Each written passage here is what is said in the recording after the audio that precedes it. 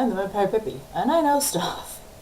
So, today I want to do a special video for a lady who is having problems with her potential future mother-in-law. And the title of this video is Why Your Jewish Mother-in-Law is Going to Hate You, and It Doesn't Really Matter What You Do. So, a little bit of background about how I have run across this before. I have dated several Jewish people. I have married one of them. My wife is Jewish and she's smoking hot, and I love her so much. And I have a crush on her. And if people are like, how long have you been married? You still have a crush on her? 13 years. She still likes me. Okay, so if you are a shiksa, a non-Jewish girl, and your boyfriend brings you home to beat his mom, she is not going to be happy, and it has nothing to do with you. It's just that you're a shiksa. So, why is this so important? Why is this such a big deal? In traditional Jewish households, your Jewishness goes down the female line. So if you have a Jewish husband and a non-Jewish wife, they have babies, they're not Jewish. And part of this is just the way the lines go. And part of this is also that in traditional Jewish households, the man handles everything outside of the household and outside of the family. He goes out, it's the job, he does all of the things outside. And what he says about going outside the house goes. And the woman runs the inside of the house with an iron fucking fist. She's in charge of the children, their upbringing, and raising them Jewish, teaching them the religious traditions, all of it. That is her domain, and that is a big part of why Jewishness is transmitted on the female line, because you are in charge of all of the religious education. And I've seen this in like southern Christian cultures. Pardon, my back is killing me. This chair's not comfy. And I'm sorry about the mess. I'm still moving in. Something I saw a lot in Deep South was that the man was considered the head of the household. And by the way, that is a mistranslation. We can get into that at another point, but as the head of the household, he is responsible for the spiritual upbringing of the children, and making sure that they choose a righteous path. So that is misunderstanding the source material in kind of a big way, because men do not do the spiritual education of children in Jewish households. It's just not how it's done.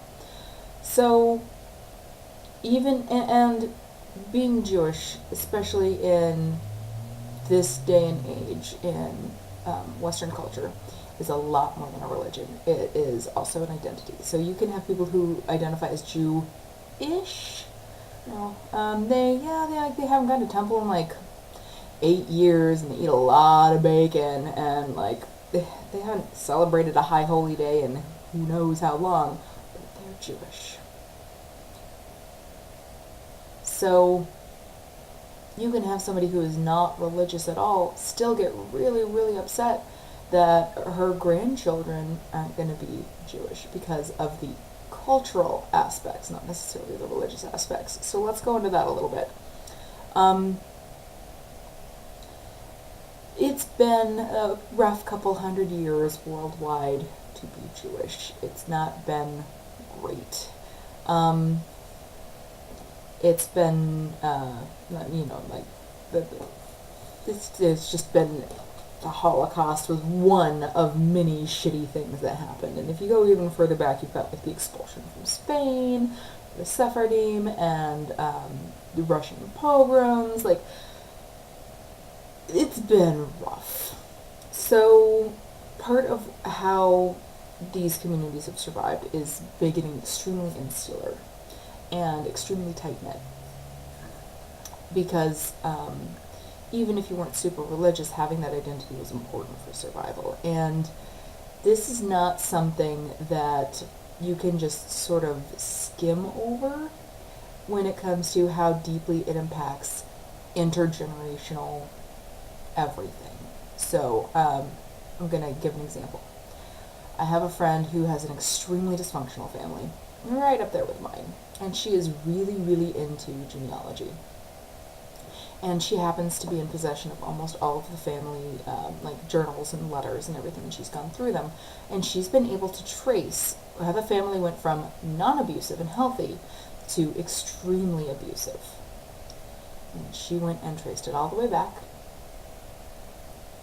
to the Civil War. This was several hundred years ago. And basically found letters where one of her ancestors was a married man and a father, went off to Civil War, and people sometimes commented when he got back that it probably would have been better if he would have died, because he came back with severe, they called it different things at the time, but basically it's severe post-traumatic stress disorder.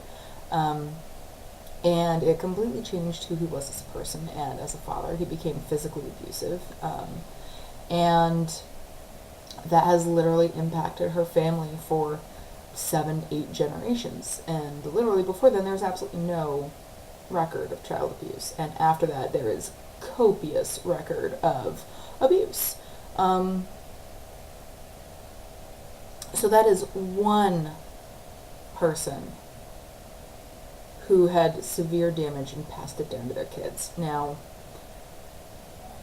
when you have communities where all of this extremely traumatic stuff has happened to them, even if the adults never talk to the kids about that, and trust me, that doesn't help. There have been plenty of case studies of children of parents who were in concentration camps and they never spoke about it, and the kids knew something was fucked. But you have all this intense stress for people escaping pogroms in Russia and, surviving World War II in Europe, which was not a good place to do that. And I have a family story about that. For my wife's family. My wife is actually in the process of converting because she was not raised Jewish. And we did 23andMe and some other much more in-depth testing because she has a very rare disease. And it turns out that her extremely anti-Semitic grandparents were Jewish. Yeah. Basically, they got out of Europe, mainland Europe, in mid-20s, and they moved to a small town on the border of England and Scotland, if I'm understanding where they grew up and understand the location correctly. And they looked Jewish. Darker skin. They were actually found out that they're actually Portuguese Jewish. And Ashkenazi but they fled from Portugal to England. We found this out after everyone was dead, so we couldn't ask anybody questions about what was going on. But they became frothing anti-Semitic bigots. Frothing. Would rant about the Jews all the time, even if nobody else brought it up. And my personal theory is, and there was a long time during World War II where England was prepared to be invaded by Germany. They sent out posters, the whole "keep calm and carry on." Yeah, that's where that was from. And I think that they did that as a way to protect their lives and protect their children. So even if we just go back 2 generations, my wife's grandparents, we can definitely see some of these behaviors severely warping how family dynamic is. And since it's more, like I said, it's more than just a religion, it's an identity. So even if you're not really into religion, a lot of times people will still have that identity of being from that group. For instance, I am culturally Catholic. Have I ever gone to confirmation? Fuck no. Will I ever go to confirmation? Fuck no. I'm not even a Christian. But, weddings and funerals for family members and, big important events, I will go. I will do the first part of the prayers, and then I sort of mumble the rest of them, Hail Mary, full of grace, blessed art thou among women, blessed is the fruit of thy womb, Jesus Christ. I won't take communion, because I think it's incredibly rude to take communion when you don't believe. And this was something that my mother and I had many, many fights about, because she didn't care as long as I got up to the front of the church where everybody could see and did the thing. And I was like, absolutely not. I have too much respect for the faith and the church to do this. That's just rude.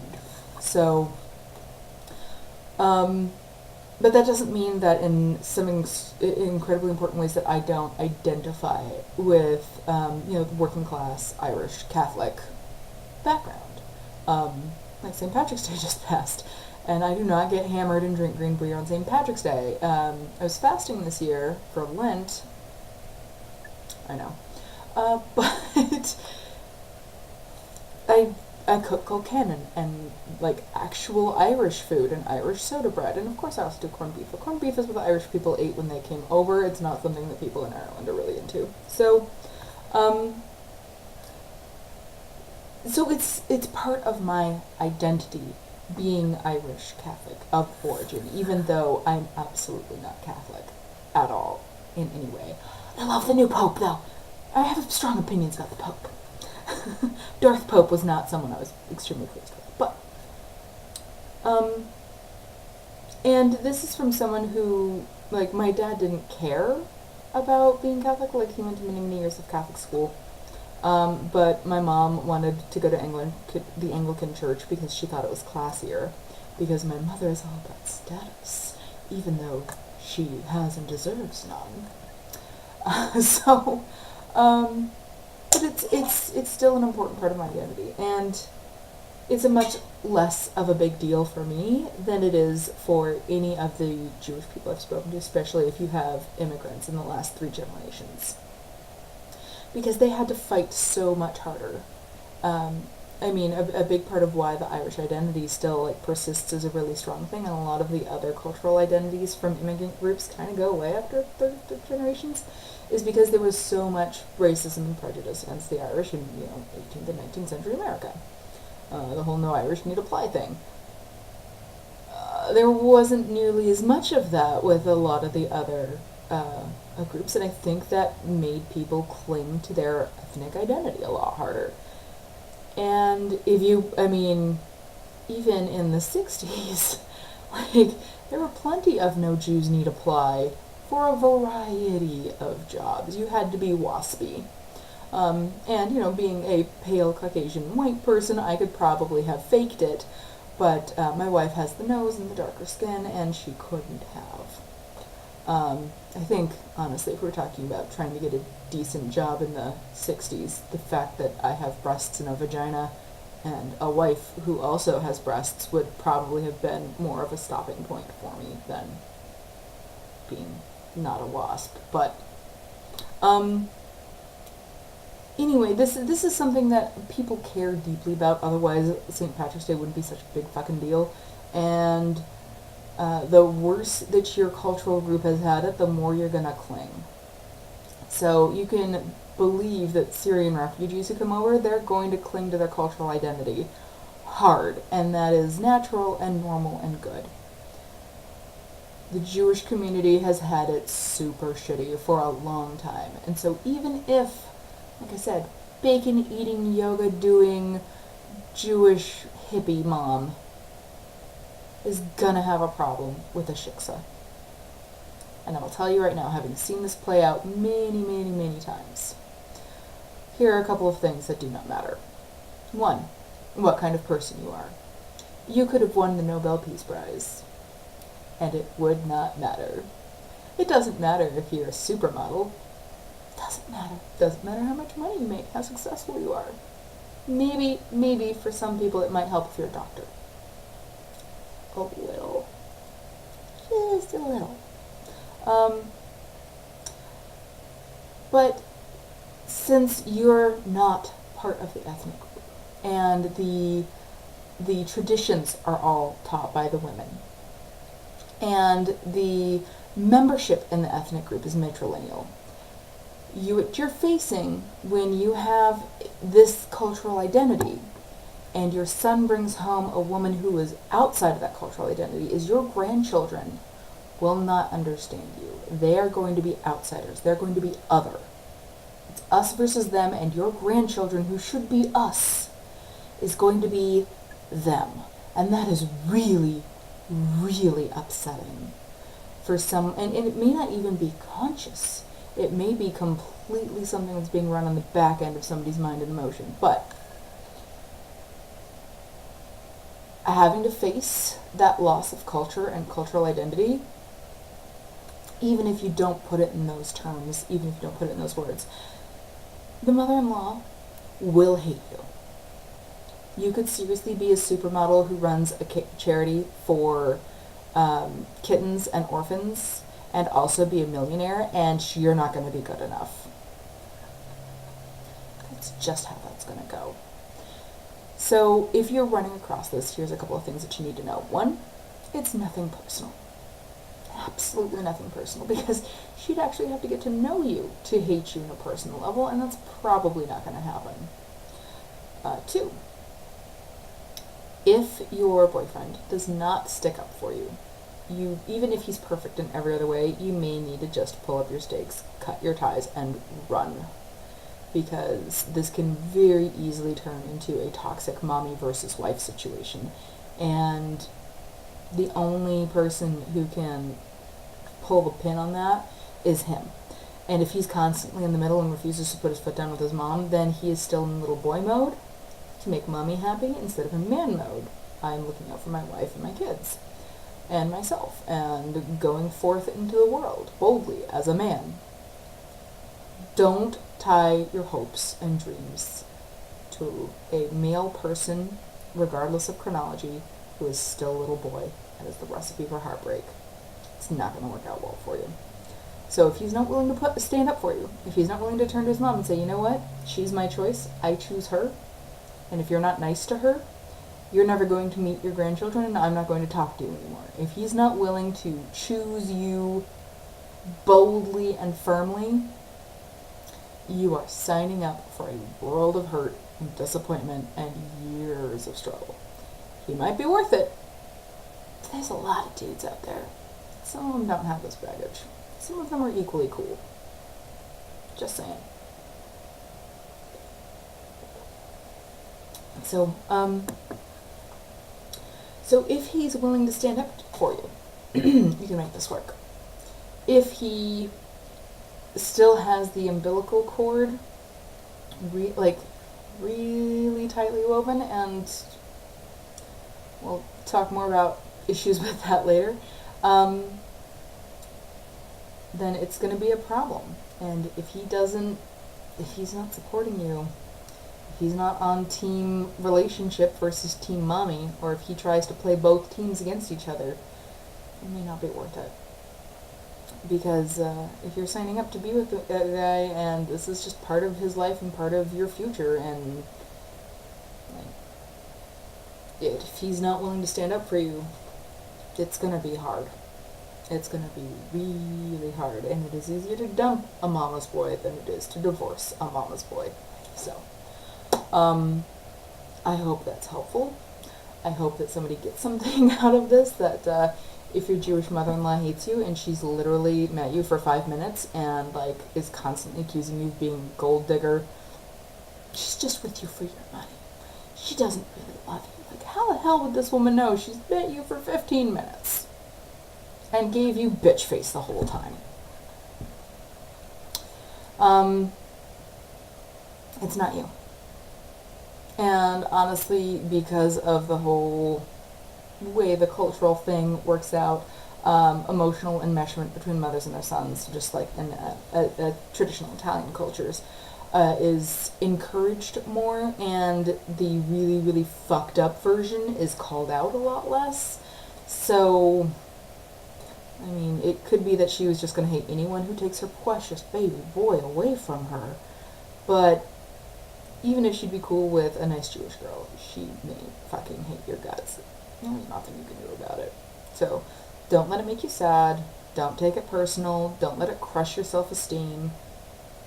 It's just, some people are never going to like you for reasons that you have zero control over. It's going to happen.